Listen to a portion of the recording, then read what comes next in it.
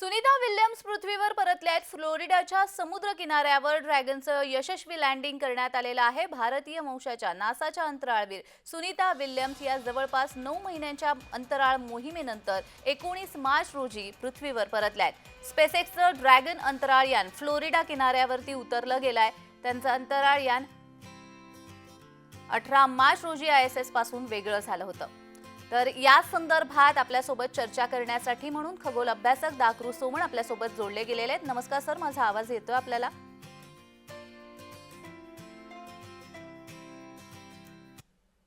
Sir, माझा आवाज पोहोचतोय? जी जी जी. सुनीता विल्यम्स खरं तर संपूर्ण जगालाच उत्सुकता लागली होती, कारण 8 दिवसांसाठी त्या गेल्या होत्या आणि 9 महिने अंतराळामध्ये त्यांना अडकून राहावं लागलं आणि आज अखेर म्हणजे 19 मार्चला त्या पृथ्वीवरती परतलेले आहेत. या निमित्ताने एक प्रश्न की ज्यावेळी अशी परिस्थिती अटीतटीची निर्माण होते त्यावेळी खरं तर अशी काही योजना किंवा असा काही अजूनही शोध लागलेला नाहीये की अशा वेळेला काय करायला हवं? हो, यासाठी संशोधन हे महत्वाचं आहे. आणि आपल्याला माहिती आहे 9 महिने माणसानं अंतराळात राहणं हे याचे शून्य गुरुत्वाकर्षणामध्ये काय परिणाम होतात आणि आता 9 महिन्यानंतर पृथ्वीवर आल्यानंतर किती वेगळ्या वातावरणात गुरुत्वाकर्षणात राहावं लागणार आहे. त्यामुळे ह्याचं संशोधन शास्त्रज्ञ करतायत आणि या दृष्टीने हे महत्वाचं आहे. दुसरी एक महत्वाची गोष्ट, खाजगी संस्था अशा अंतराळ संशोधनामध्ये कार्य करते आहे, संशोधन करते, ही एक महत्वाची गोष्ट आहे. भारतात सुद्धा LNT सारखी खाजगी संस्था आता अंतराळ क्षेत्रात महत्वाची कामगिरी बजावणार आहे. तेव्हा हे एक नवीन दालन सुरू झालेलं आहे खाजगी संस्थांना आणि संशोधनासाठी याचा मोठा उपयोग होणार आहे. कारण आपल्याला माहिती आहे की आपण अन्न ग्रहण करतो, जेवल्यानंतर पचन शक्ती वगैरे ज्या गोष्टी आपण पृथ्वीवरती पृथ्वीच्या गुरुत्वाकर्षणामुळे सहजपणे करू शकतो, शरीराला सवय झालेली असते. अंतराळामध्ये शून्य गुरुत्वाकर्षणामध्ये या गोष्टी करायच्या असतात. आपल्या रक्ताभिसरणात त्याचं सुद्धा विशेष आहे. तर सर्व बॉडीवरती, शरीरावरती काय परिणाम होतो शून्य गुरुत्वाकर्षणाचा आणि अडचणी आल्या, आता हेच मुक्काम वाढल्यानंतर ज्या गोष्टी पुरवठा 9 महिन्याचा होता तिथे पाहिजे होता, हे इंटरनॅशनल स्पेस स्टेशन आपण पृथ्वीवरून सुद्धा बघितलं, भारतातून बघितलं, मुंबईतून ते सुद्धा बघितलं, तर तिथेही व्यवस्था केली गेली होती.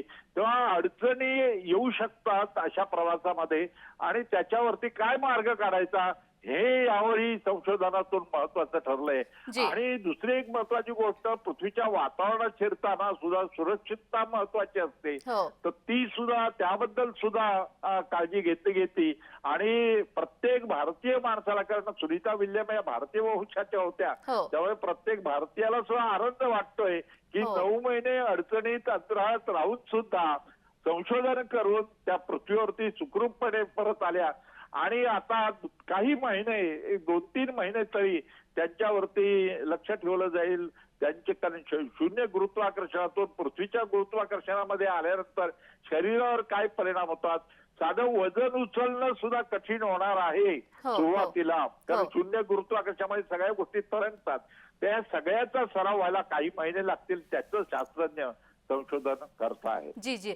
सोमनजी, याच निमित्ताने आणखी एक प्रश्न, कारण आमच्या सगळ्याच प्रेक्षकांना खरं तर जाणून घेण्याची उत्सुकता असेल की अंतराळामध्ये इतके 9 महिने राहणं आणि ते एकाच पोझिशनमध्ये, फार पोझिशन्स बदलता येत नाहीत आपल्याला, अशा वेळेला काय काय अडचणी येत असतील आणि नंतर पृथ्वीवरती आल्यानंतर इथे ते त्यांना त्या अंतराळयानामध्ये ज्या गोष्टी त्यांनी केलेल्या असतील रोज जीवनभरातल्या म्हणा, तर त्या गोष्टी आणि या इकडच्या गोष्टी याच्यामध्ये काय फरक असेल आणि त्यांना कशा पद्धतीने ते सगळं टॉलरेट करायला लागेल?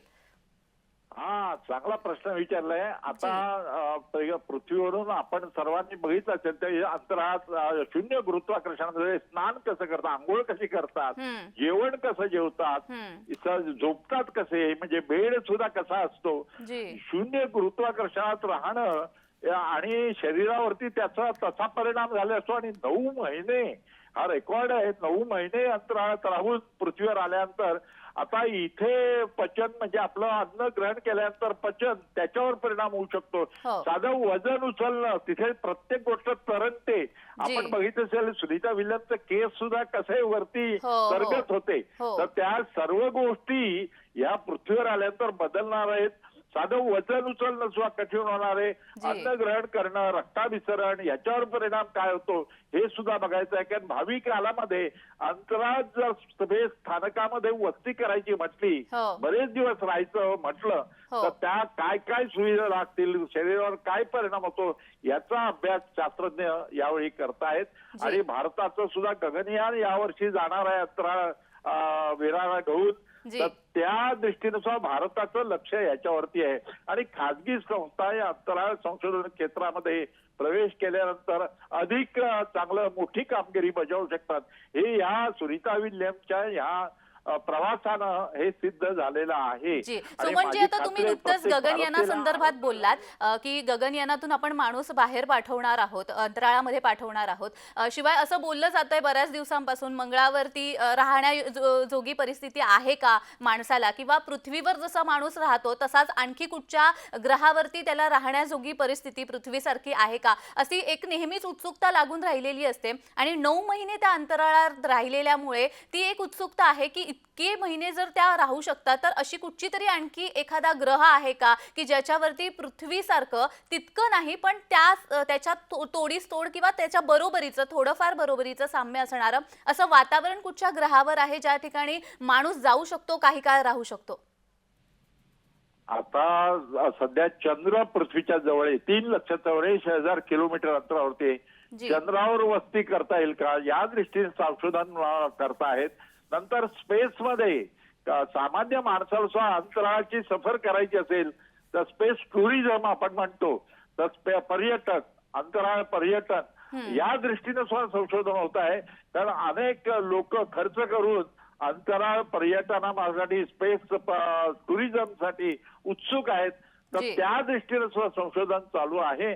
आणि म्हणूनच याकडे, या सुनीता विल्यमच्या प्रवासाकडे, त्या संशोधनाच्या दृष्टिकोनातून खूप महत्व आहे. आणि खाजगी संस्था, पर्यटन संस्था अंतराळामध्ये भ्रमण करून तुम्हाला परत पृथ्वीवरती सुखरूप आणू शकतील.